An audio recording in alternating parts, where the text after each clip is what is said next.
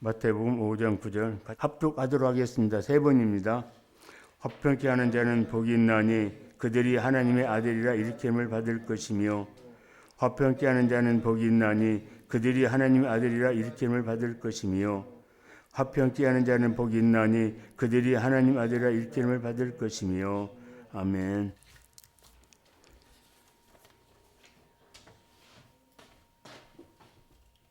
잠시 기도하겠습니다. 사랑과 은혜와 자비가 무한하신 참 좋으신 아버지 하나님, 오늘도 저희들 예배의 자리로 발걸음 인도해 주신 은혜를 다시 한번 감사합니다.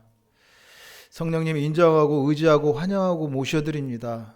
주여, 성령께서 우리 예배 가운데 함께하여 주시고 천군천사로 함께 예배하여 주시옵소서. 오늘도 듣는 마음을 주시고 깨닫는 마음을 주시옵소서. 이 예배를 아버지 하나님께서 예수 십자가 보혈로 안수하여 주시고 성령으로 기름 부어 주시옵소서. 예배를 드릴 때 우리의 모든 질병이 고침받는 그런 은혜의 시간, 축복의 시간 되게 하여 주시고 우리의 마음의 소원이 기도가 응답받는 하나님의 말씀을 듣는 참으로 결단하고 복된 은혜의 시간 되게 하여 주시옵소서. 시작하는 시간입니다. 마치는 시간까지 성령께서 함께하여 주시고 주님 은혜 베풀어 주시옵소서. 감사를 드리며 예수님의 이름으로 기도합니다. 아멘. 여러분, 아름답다는 게 무엇입니까? 아름다운 거. 우리 흔히 아름답다고 할 때 떠올리는 것은 꽃을 생각합니다. 꽃 예쁘고 아름답잖아요. 근데 꽃도 시간이 지나면은 시들고 썩습니다. 그런 의미에서 진짜 아름답다고 할 수 있는 거, 그것은 사랑입니다. 하나님은 사랑이십니다. 하나님의 그 아름다우심, 그것은 단순하게 곱고 예쁘고 아름답다 뭐 그런 우리가 말할 수 있는 형용사적인 그런 아름다움이 아니라 전지전능하신 하나님, 영원하신 하나님, 그 영원하신 그 하나님의 아름다움, 그 아름다우신 하나님께서 하늘과 땅과 그 가운데 모든 것을 창조하셨습니다. 그래서 세상이 이렇게 아름다운 거예요. 세상 얼마나 아름다워요. 뜨는 해를 봐도 아름답고 지는 석양을 봐도 아름답고 그렇게 아름다운 것입니다. 그 하나님께서 하나님의 형상대로 사람을 창조하시고 축복하셨습니다.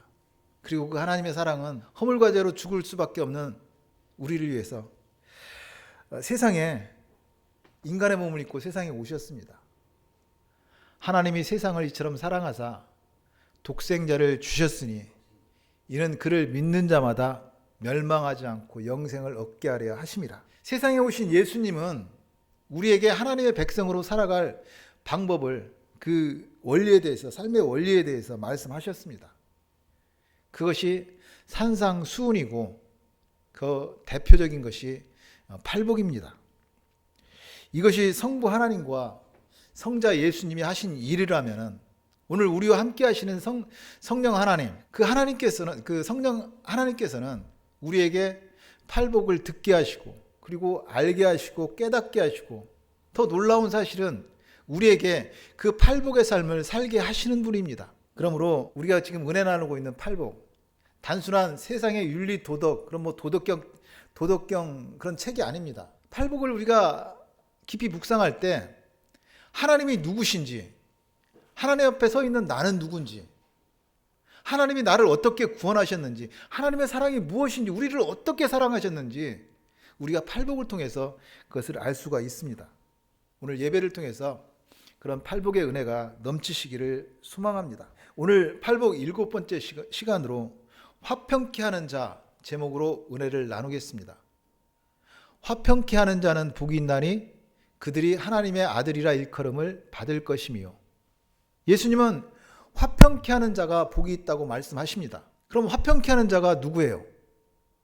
화평케 하는 자, 세상에서 갈등이나 분쟁이나 전쟁이나 뭐 이런 것들이 없기를 바라고 또 그것을 중재하는 그런, 어떻게 보면은 평화주의자, 평화운동가 뭐 그렇게 생각할 수가 있습니다. 그러나 예수님이 말씀하신 화평케 하는 자, 결코 세상의 피스메이커를 말씀하는 거 아닙니다.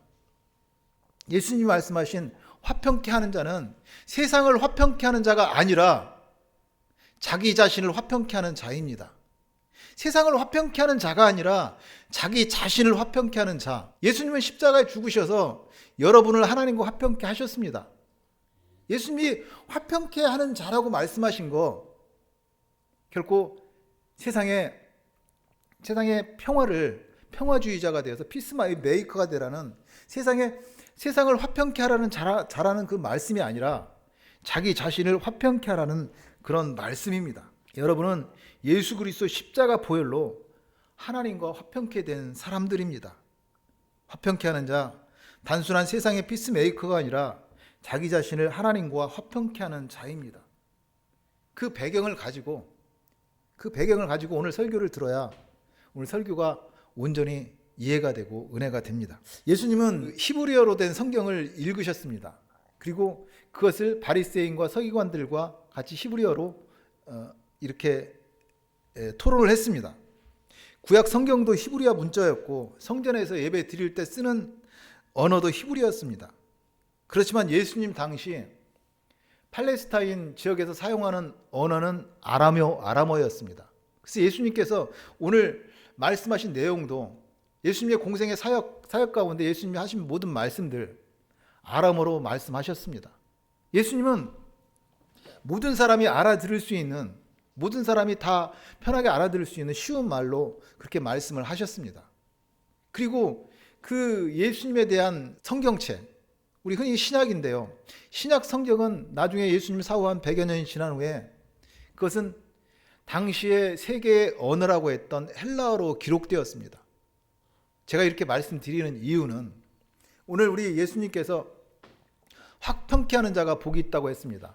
그 화평이라는 단어, 헬라어 에이레네라는 말씀입니다. 에이레네라는 말 들어보신 분도 계실 것입니다.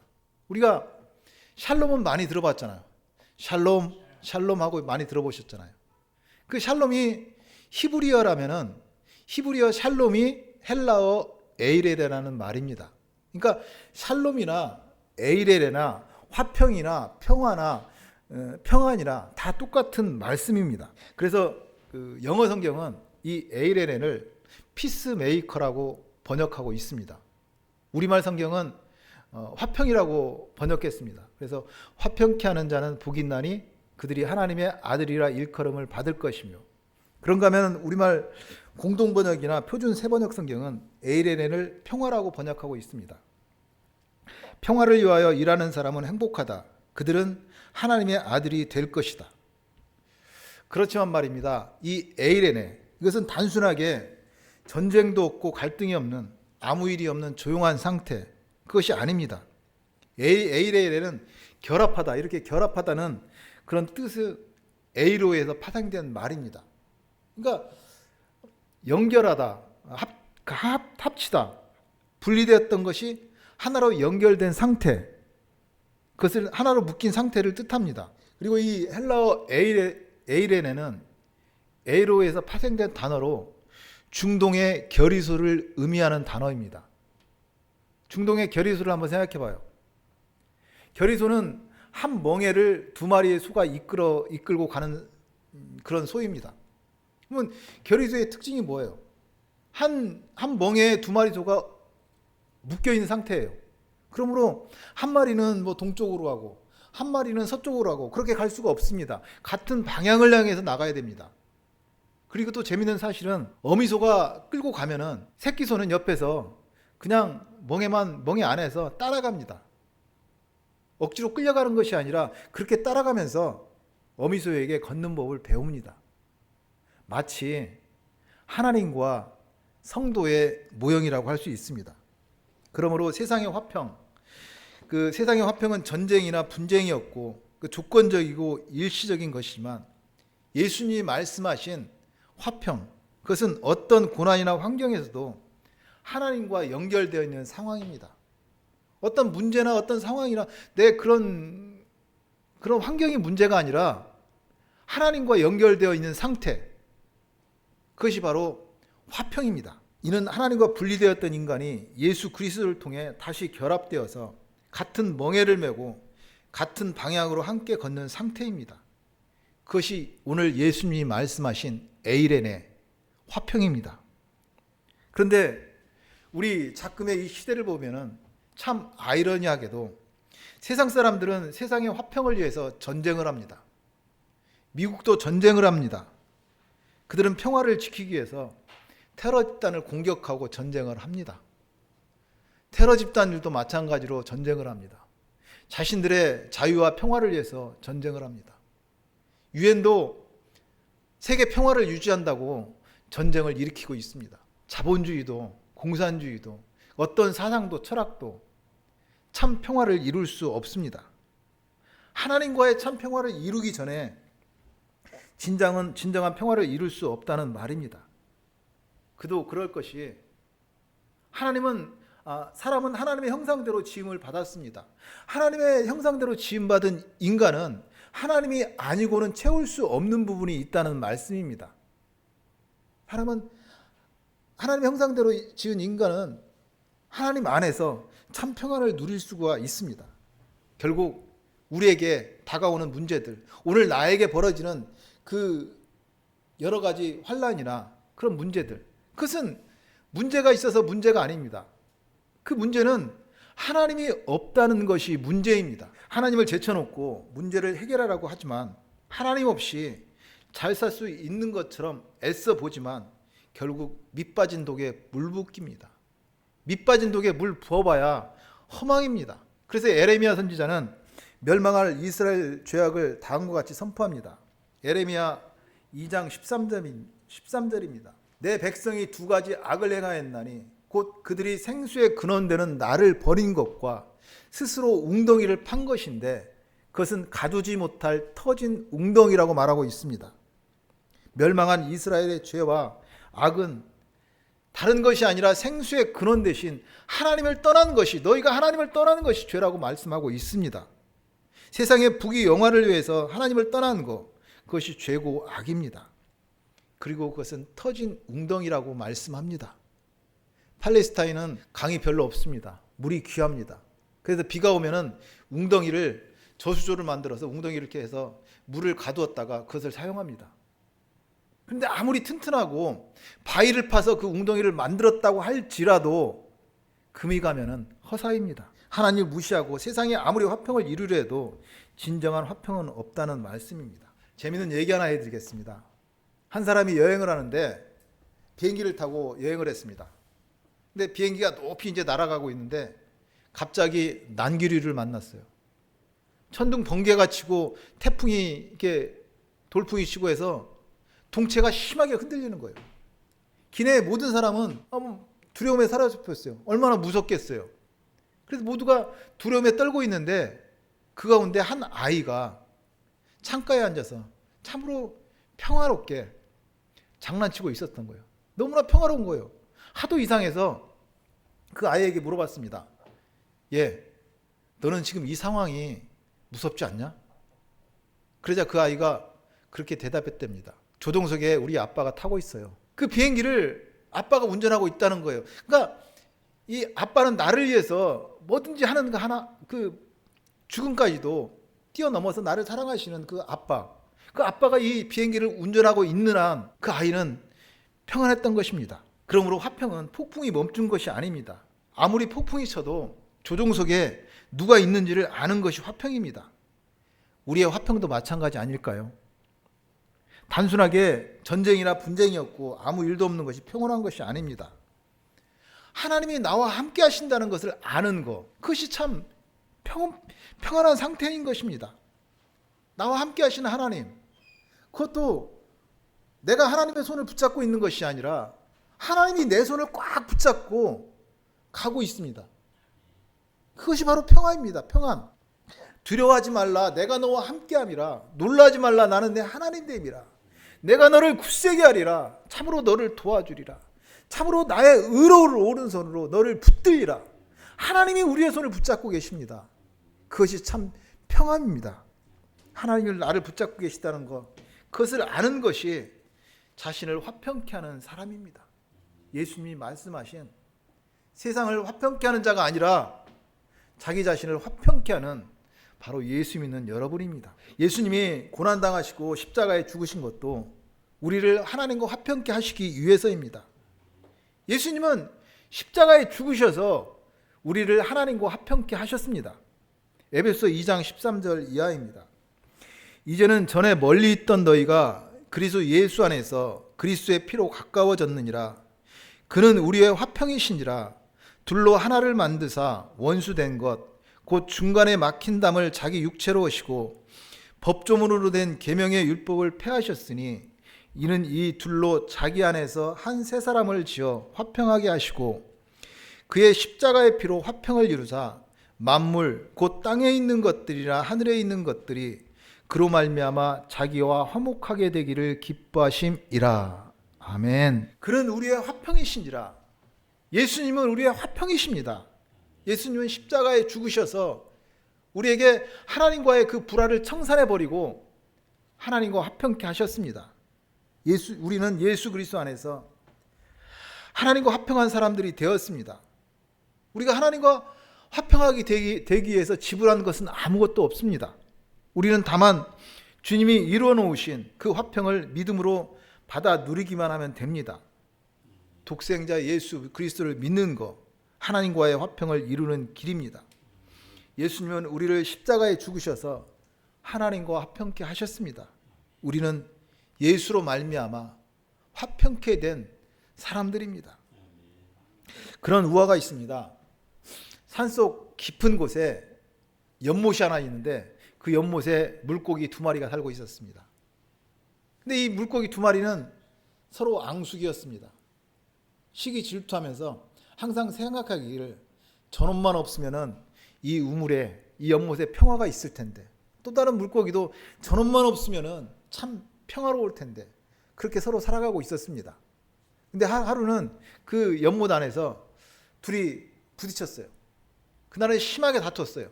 결국 좀 힘센 물고기가 약한 물고기를 물어 죽였습니다. 승리한 물고기는 생각했습니다. 쾌재를 불렀습니다. 그래, 이제 이 연못에는 평화야. 이제는 평화야. 얼마나 좋은가 하고 그렇게 쾌재를 부르는 것도 잠시, 죽은 물고기가 썩어서 그 연못에 온통 진동을 했고 결국은 그 살아남은 물고기도 마침내 죽었다는 이야기입니다. 화평케 하는 자는 복이 있나니 그들이 하나님의 아들이라 일컬음을 받을 것이며, 예수님은 화평케 하는 자가 복이 있다고 말씀합니다. 여러분은 예수 그리스도로 말미암아 하나님과 화평케 된 사람들입니다. 그러므로 예수로 말미암아 하나님과 화평케 된 여러분, 세상을 사랑하고 축복하고 섬기며 화평케 하는 자로 살아가기를 소망합니다. 여러분은 예수님이 십자가에 죽기까지 하나님과 화평을 이루어 주신 사람들입니다. 참인 복 있는 사람으로 세상에 화평케 하는 자로 살아가시기를 축복합니다. 우리는 무엇보다도 우리 신앙은 십자가 신앙입니다. 우리 신앙은 십자가 신앙입니다. 근데 그 십자가 신앙 복잡하게 생각할 것도 없습니다. 멀리 갈 것도 없습니다. 십자가 신앙, 우리 뒤에 십자가 있잖아요. 십자가를 한번 봐보세요. 이것이 십자가 신앙이에요. 십자가는 어떻게 되어 있어요? 수평과 수직으로 되어 있습니다. 그것은 천지를 창조하신 하나님, 역사의 주관자이신 하나님과 피조물의 대표자인 인간의 관계, 그 수직 관계고, 수평의 관계는 사람과 사람의 관계, 사람과 피조물의 세상 모든 것과의 관계, 그 수평의 관계라고 할 수 있습니다. 근데 필연적으로 존재론적으로 보면은 이렇게 수평은 수직에 종속될 수밖에 없습니다. 무슨 말이냐면은 아무리 수평적인 관계를 잘 하려고 해도 수직적인 관계가 바르게 되지 않으면은 수평적인 관계는 이룰 수 없다는 것입니다. 사람이 아무리 애쓰고 수고하며 수평적인 관계를 잘 이루어 보려고 할지라도 수직적인 관계가 잘 형성되지 못한다면은 수평적인 관계는 이루어질 수 없다는 말입니다. 그 수직적인 관계가 무엇이에요? 하나님과의 관계입니다.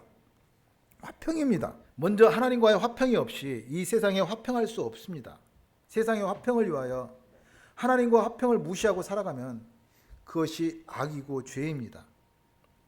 하나님과의 화평 없이 너희가 너희의 욕심을 위해서, 너를 위해서 하는 그 화평, 죄라고 말씀합니다. 모든 것은 하나님이 주인입니다. 내가 주인이 되면 그것이 악이고 죄입니다. 우리 교회의 주인도 예수님이고 우리 가정의 주인도 예수님이고 주님과의 수직적인 화평이 없이 그 무엇으로도 수평적인 세상의 화평은 없습니다. 그래서 예수님은 참 화평이 무엇인지를 우리에게 말씀하셨습니다.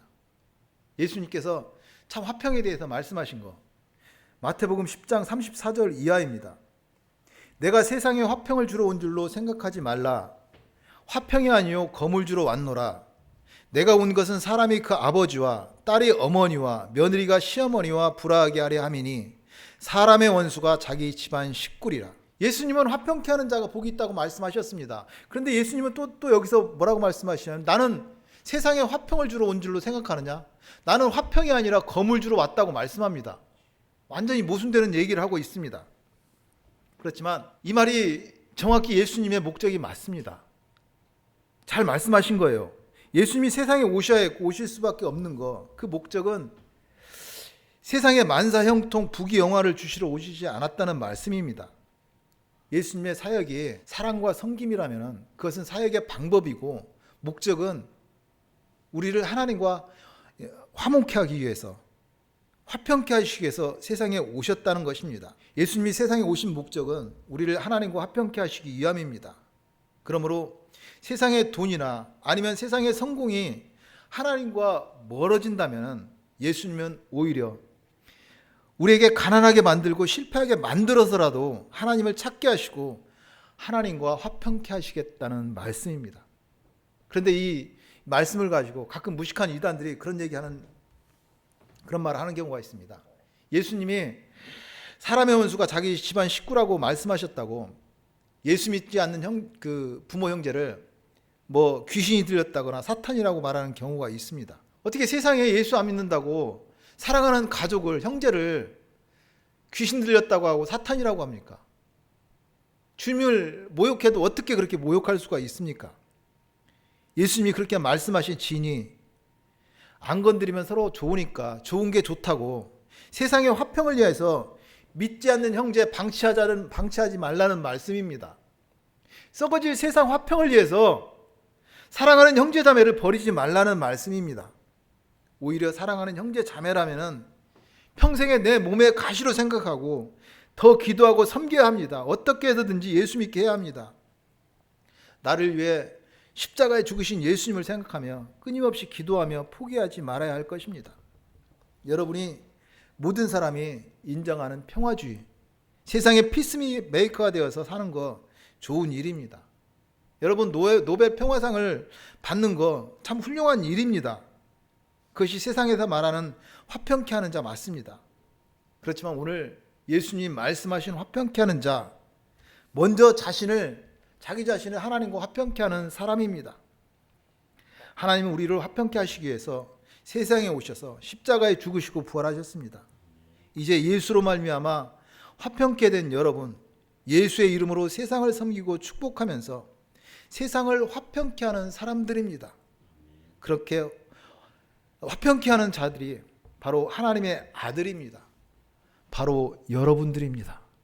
그리고 이 화평이라는 단어, 제가 처음에 헬라어 에이레네라고 말씀드렸습니다. 그리고 히브리어 샬롬이라고 했습니다. 히브리어 샬롬으로 한번 이 화평을 생각해 보겠습니다. 우리 보통 인사할 때 어떻게 해요? 안녕하세요 하고 인사합니다. 예, 안녕하세요 인사해요. 근데 히브리 유대인들은 샬롬하고 인사합니다. 근데 유대인들이 샬롬하고 인사할 때 그 샬롬에는 참 깊은 뜻이 있습니다. 그들에겐 단순한 그 안녕이 아닙니다. 그들은 430년 애굽의 노예로 살았습니다. 거기서 해방되었지만 사사기와 그 열왕기 시대를 지나면서 결국은 남유다 북이스라엘로 나뉘어지고 북이스라엘은 722년 아수르 살마나에게 멸망합니다. 남유다마저도 586년 바벨론 느부갓네살에게 멸망합니다. 그래서 어찌어찌해서 돌아와서 다시 예루살렘을 성을 재건하고 산다고 살았지만 결국 예수님 당시에 로마의 침략으로 말미암아 예루살렘 성을 완전히 불타 없어져 버리고 그들은 전 세계에 뿔뿔이 흩어져 살았습니다. 그들이 다시 국가를 독립한 거 1948년 그는 2000년 동안 세계에 흩어져서 디아스포라 그 방랑자로 살았습니다. 2차 대전 때 독일의 나치에 의해서 600만 명이 학살당한 일 너무도 유명합니다. 지금도 이스라엘은 아랍 국가들과 대치한 상태로 전시 상태입니다. 따라서 이 같은 불안한 상황 속에서 생존해온 유대인들, 평화를 갈망하는 것은 너무도 당연합니다. 그들은 평화를 갈망하는 마음으로 그래서 샬롬하고 인사를 했습니다. 샬롬, 단지 전쟁이 없다든지 평안한 것만을 의미하는 것이 아닙니다. 샬롬이라고 말할 때 그것은 분쟁이 없기를 바라는 정도가 아니라 더 적극적으로 상대방에게 선하고 좋은 일이 있기를 바라고 축복하는 것을 의미합니다. 그래서 하나님도 출애굽한 이스라엘 백성들을 샬롬으로 축복하신 것을 볼 수가 있습니다. 이스라엘 백성들이 출애굽했을 때 하나님께서는 광야에서 20세 이상으로 싸움에 나갈 만한 모든 자를 계수하라고 말씀합니다. 그때 계수한 자가 60만 3,550명이었습니다. 그때 하나님께서는 아론 제사장에게 내 이름으로 그들을 축복하라고 말씀하십니다. 그러면 내가 그들을 반드시 축복하시겠다는 말씀입니다. 그때 축복이 야훼는 내게 복을 주시고 너를 지키시기를 원하며 야훼는 그 얼굴을 내게로 비추사 은혜 베푸시기를 원하며 야훼는 그 얼굴을 내게로 향하여 드사 평강 주시기를 원하노라 할지니라. 저는 그것을 마치 이렇게 묵상했어요. 그 이스라엘 백성들 인구 조사한 거 마치 학교에서 수업 시작 전에 선생님이 출석부 부르는 것 같습니다. 수업 전에 선생님이 출석부 부르잖아요. 일일이 개똥이, 새똥이, 속진이 뭐 이렇게 쭉 출석부 부르잖아요. 그런 것처럼 하나님께서는 이스라엘 백성들 인구 조사를 실시하고 그들을 마음껏 축복하십니다. 축복하고 싶어서 그들을 인구 조사를 했던 거예요. 좋은 거 가르쳐주고 싶어서 선생님이 출석부 부르고 수업 시작하듯이 하나님께서 그들을 축복하고 싶어서 인구조사를 실시했어요. 그리고 축복이 뭐예요? 야훼는 그 얼굴을 향하여 드사 평강 주시기를 원하노라. 평강 주시기를 원하노라. 샬롬이었습니다. 세상은 알 수도 없고 감당할 수도 없는 히브리어 샬롬, 즉 헬라어 에이렌의 평화, 평강, 평화입니다. 예수님은 화평케 하는 자가 복이 있나니 그들이 하나님의 아들이라 일컬음을 받는다고 말씀하셨습니다. 그 말씀을 하신 예수님, 우리를 하나님과 화평케 하기 위해서 십자가에 죽으셨습니다. 엊그저께 성탄절 예배 때 우리가 언박싱이라는 제목으로 같이 은혜를 나누었습니다. 성탄절은 단순하게 세상의 물건을 선물로 주고받는 그런 날이 아닙니다. 하나님의 선물을 언박싱, 열어보는 날입니다. 그래서 우리가 하나님의 선물 예수 그리스도를 언박싱 열어보니까 어떻게 했어요? 그 안에 내용물은 임마누엘과 하나님의 나라였습니다. 임마누엘 뜻이 뭐라고 그랬죠? 제가 뗄래야 뗄 수 없는 그런 상태로 하나님이 우리와 함께 하신다. 임마누엘은 도저히 뗄래야 뗄 수 없는 상태로 우리와 함께 하시는 하나님이십니다. 바로 화평입니다. 누가 우리를 그리스도의 사랑에서 끊으리요? 환난이나 공고나 박해나 적신이나 위험이나 칼이랴. 기록된 바 우리가 종일 주를 위하여 죽임을 당하게 되며 도살당할 양같이 여김을 받았나 함과 같으니라. 그러나 이 모든 일에 우리를 사랑하시는 이로 말미암아 우리가 넉넉히 이기리니라. 사망이나 생명이나 천사들이나 권세자들이나 현재일이나 장래일이나 능력이나 높음이나 기품이나 다른 어떤 피조물이라도 우리를 그리스도 예수 안에 있는 하나님의 사랑에서 끊을 수 없으리라. 여러분은 예수로 말미암아 하나님과 화평케 된 사람들입니다. 그러므로 잊지 마시길 바랍니다. 화평케 하는 자, 결코 세상에 염려 걱정이 없는 사람이 아닙니다. 화평케 하는 자는 세상의 문제를 해결하는 사람이 아닙니다. 화평케 하는 자, 예수 그리스도의 이름에 의지하여 하나님과 불화를 청산해버리고 관계가 회복된 사람입니다. 바로 예수 믿는 여러분이 화평케 하는 사람입니다. 예수 믿는 여러분이 복 있는 사람들입니다. 오늘은 팔복 7번째 시간으로 화평케 하는 자 제목으로 은혜를 나누었습니다. 화평케 하는 자는 복이 있나니 그들이 하나님의 아들이라 일컬음을 받을 것이며, 화평케 하는 자는 세상을 화평케 하는 자가 아닙니다. 자기 자신을 화평케 하는 자입니다. 예수님은 십자가에 죽으시고 우리를 하나님과 화평케 하셨습니다. 여러분은 하나님과 화평케 되어서 주님과 동행하는 복 있는 사람들입니다. 여러분이 하나님과 동행하는 거, 여러분이 손잡고 하나님과 동행하는 것이 아니라 그것도 하나님께서 여러분을 꼭 잡고 동행하는 그런 사람들입니다. 세상을 사랑하고 섬기며 축복하면서 화평케 하는 자로 살아가기를 축복하고 축원드립니다.